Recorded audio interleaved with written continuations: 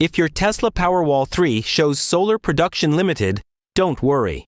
This message usually appears when the system is intentionally reducing solar output to protect the battery or grid connection.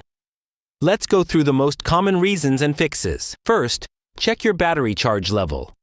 If the Powerwall is already close to 100%, the system will limit solar production automatically. This is normal behavior to prevent overcharging. Use some energy or wait until the battery level drops.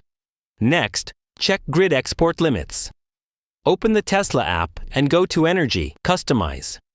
If export limit is enabled or set low, solar production may be reduced. Increase the export limit if your utility allows it. Now look for grid outages or grid instability. During grid issues, Powerwall limits solar output for safety. Once the grid stabilizes, production usually returns to normal automatically.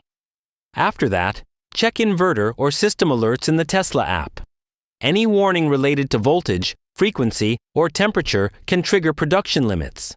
Also, restart the Powerwall system. Use the Tesla app to reboot the system or power cycle it, following Tesla's recommended steps. If the message appears frequently, contact Tesla support.